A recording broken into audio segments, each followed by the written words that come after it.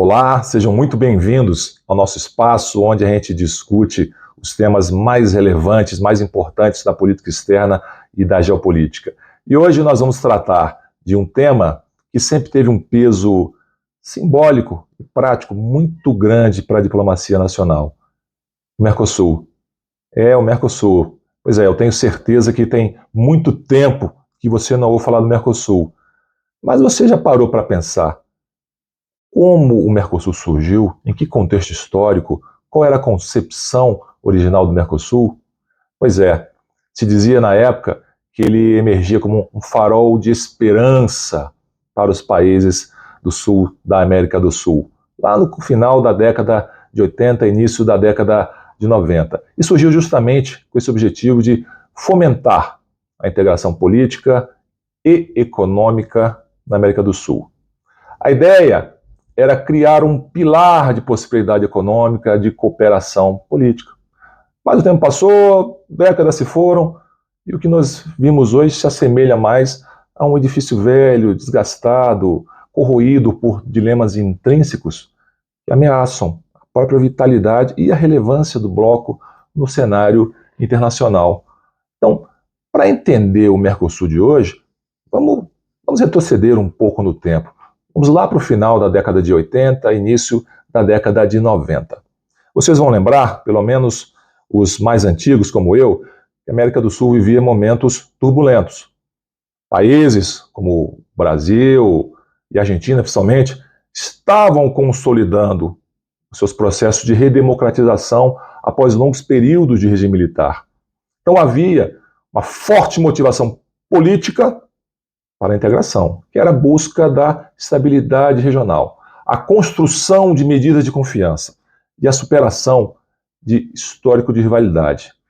Para vocês terem uma ideia, o principal contingente militar brasileiro se localizava na fronteira com a Argentina, no sul do país. Então, a integração era vista como uma forma de consolidar democracias nascentes, garantir a paz e diminuir, se não eliminar por completamente, as hipóteses de emprego militar.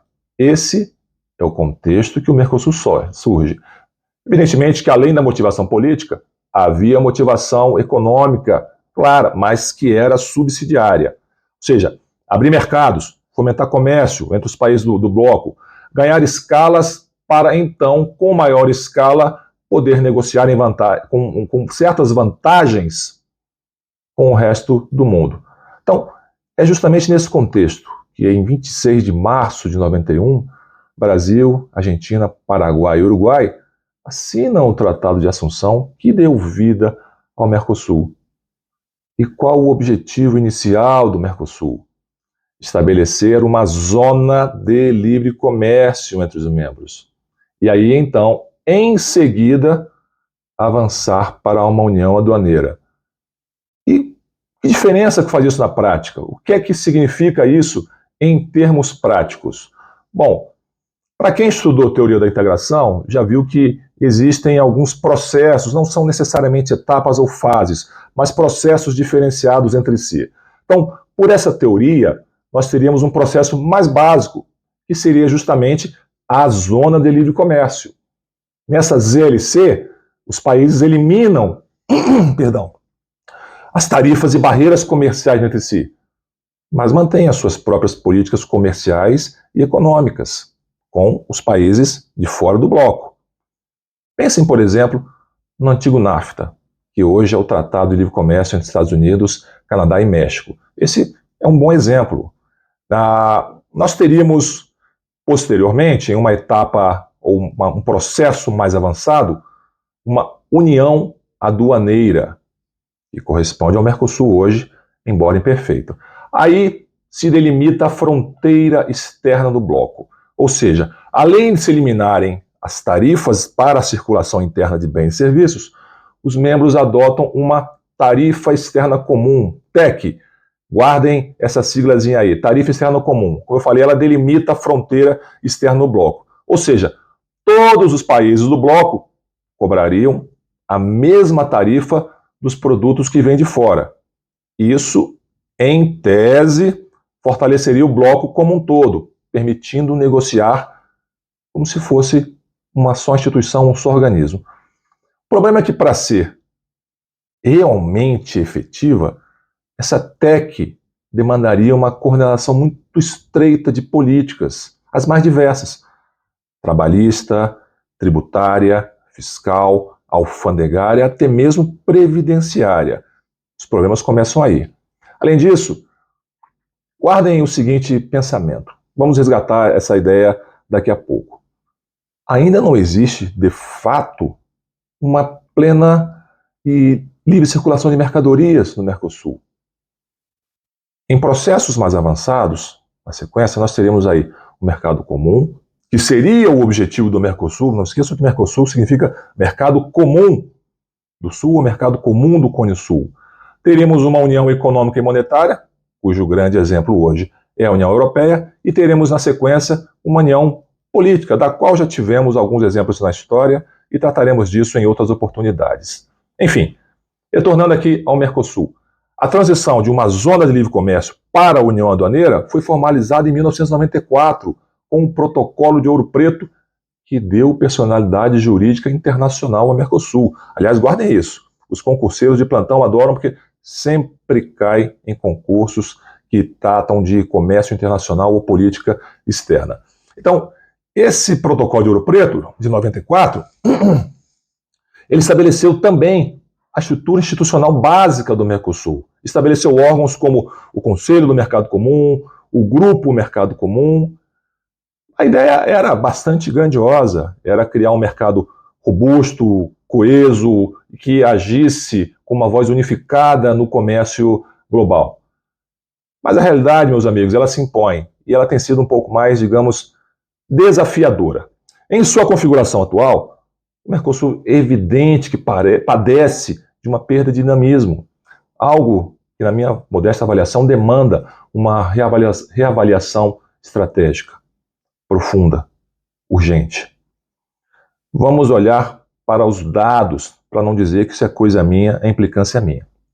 Então, a participação do Mercosul nas exportações brasileiras teve o seu auge, vocês sabem quando? 2011. Em 2011, atingimos 28 bilhões de dólares. Em termos percentuais, o nosso maior volume foi em 2007. Em 2007, as nossas exportações para o bloco representaram 12% do total nacional. Guardem esses números. Agora, olha só que interessante. Os dados de 2024, ano passado, indicam meros 20 bilhões de dólares, que representa aproximadamente 6% do total exportado pelo Brasil. O que nós temos aí? Uma queda, um tombo de 29% de 2011 para 2024. Para vocês terem uma ideia, apenas a título comparativo, as exportações brasileiras para a China cresceram nesse período 159%. Para os Estados Unidos, 68%. E para os países da ASEAN, Associação das Nações do Sudeste Asiático, que é o nosso maior parceiro comercial, cresceram 83,5%. Então, essa queda, ela não é só nominal. Ela demonstra uma visível perda de vitalidade. É um fenecer, um esmorecer daquilo que já foi um destino primordial para as exportações brasileiras, para a produção brasileira como um todo, em especial a industrializada.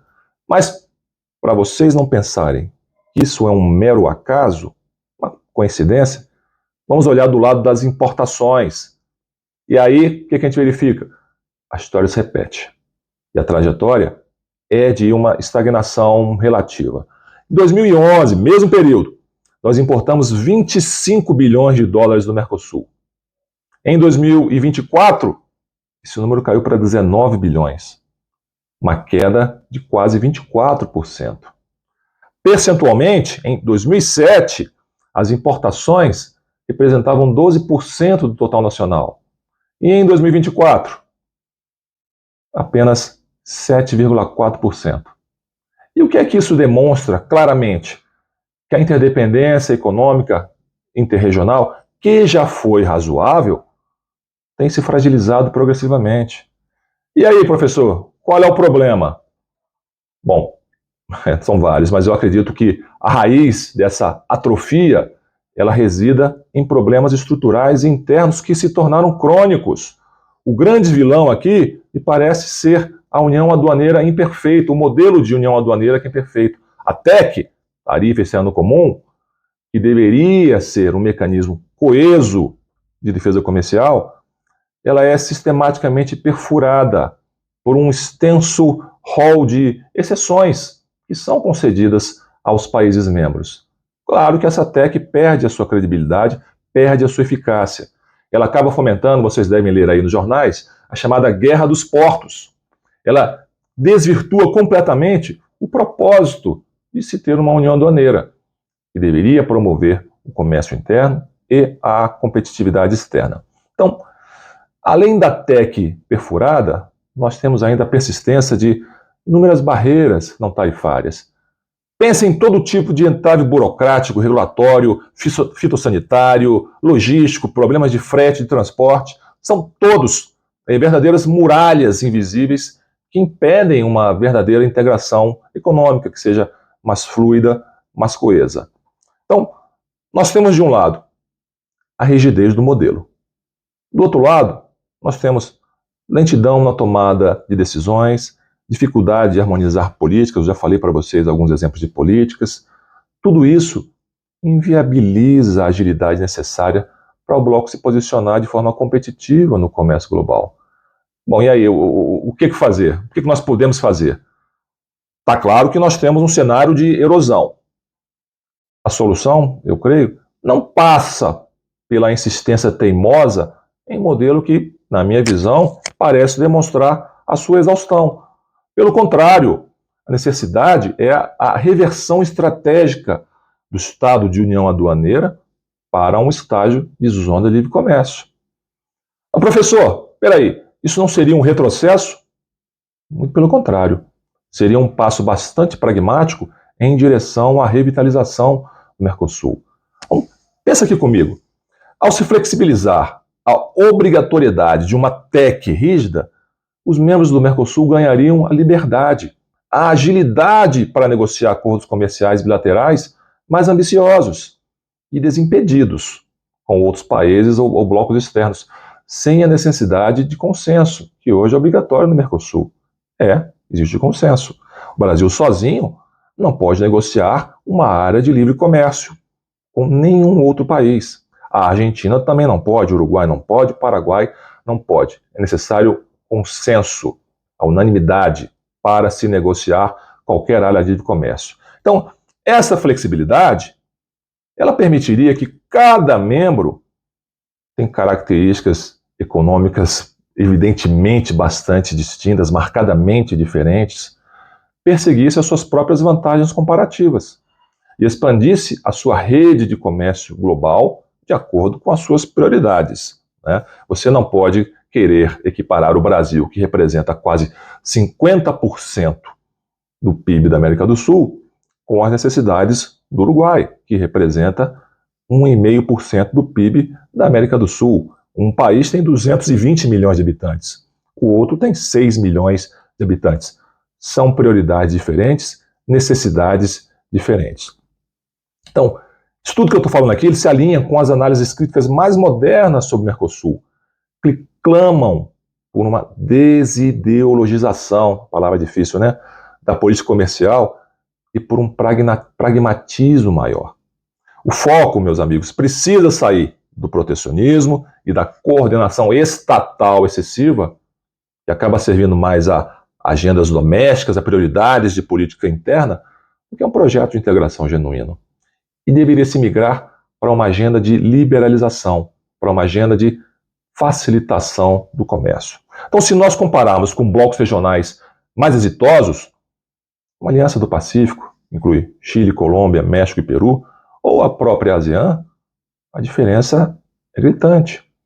Enquanto esses blocos se destacam pela sua agilidade, pela agenda voltada para a abertura de mercados, pela facilitação de comércio, pela busca incessante por acordos de livre comércio com as principais economias globais, o Mercosul permaneceu enredado em discussões internas infrutíferas, barreiras de toda ordem, uma postura defensiva que isolou o bloco, além de ficar tratando de temas de importância marginal, como placas de veículos, como capas de passaporte. Então, essas questões precisam ser consideradas. Muitos formuladores de política externa do Brasil costumam dizer que o Mercosul é um destino, é uma vocação. Não é nada disso. Não tem nada de destino inexorável. Isso não é nada mais do que uma propaganda institucional, de muito mau gosto, aliás. O bloco deveria se pautar, sim, por ser uma estratégia complementar às demais interações comerciais e políticas do país, seja no âmbito bilateral, seja no âmbito multilateral. Pensem bem comigo aqui. As circunstâncias políticas históricas que deram origem ao bloco já desapareceram há muito tempo. Mas a incapacidade do Mercosul de evoluir e de se adaptar continua a refletir uma falência de visão geopolítica, um apego a paradigmas que já não sobrevivem, não servem aos desafios do século XXI. Então, nós continuamos com uma pauta exportadora brasileira para o Mercosul, focada em produtos de baixo valor agregado, com práticas e políticas comerciais que nem sempre se alinham aos interesses nacionais mais amplos e acaba ressoando, batendo de frente com a realidade contemporânea. Isso aí, pessoal, coloca o Mercosul em uma encruzilhada. Tem que tomar decisões difíceis. Manter o status quo de uma união aduaneira imperfeita, que é burocrática, que é disfuncional, é condenar o bloco a uma irrelevância crescente, tanto em termos regionais quanto globais. Essa estagnação comercial, que vocês viram, esses dados, ela dificulta qualquer negociação externa.